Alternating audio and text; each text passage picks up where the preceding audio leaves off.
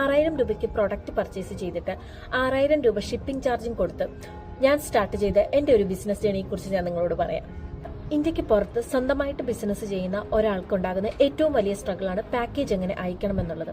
ഞാൻ ഏറ്റവും കൂടുതൽ ഫിഗർ ഔട്ട് ചെയ്ത ഒരു പ്രശ്നവും ഓപ്ഷൻസ് 3 ആയിരുന്നു: post office, FedEx, DHL. Post ഓഫീസിനെ കോൺടാക്ട് ചെയ്ത സമയത്ത് ഡെലിവറി ടൈം 15 to 20 ഡേയ്സ് എടുക്കും. ദെൻ DHLന്റെ സൈഡിൽ നിന്ന് ഒരു കറക്റ്റ് ആയിട്ടുള്ള റെസ്പോണ്ട് കിട്ടിയിരുന്നില്ല.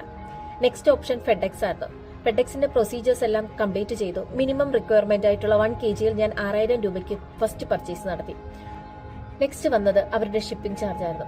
പ്രോഡക്റ്റ് പർച്ചേസ് ചെയ്ത അതേ റേറ്റ് തന്നെ എൻ്റെ ആ ഒരു 1 kg പ്രോഡക്റ്റ് മാൾട്ടയിലെത്താൻ ഞാൻ കൊടുക്കേണ്ടി വന്നു.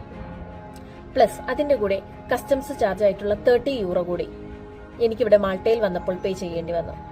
ടു 5 സ്റ്റോക്ക് വരെ ഞാൻ പ്രോഡക്റ്റ് ഫെഡെക്സ് വഴി നാട്ടിൽ നിന്നും മാൾട്ടയിലേക്ക് എത്തിച്ചിട്ടുണ്ടായിരുന്നു.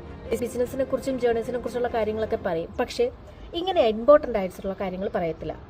എൻ്റെ ഈ ഒരു സ്ട്രഗിള് സ്മോൾ ബിസിനസ് ചെയ്യുന്ന ആൾക്കാർക്ക് മേ ബി ഹെൽപ്ഫുൾ ആയിരിക്കും.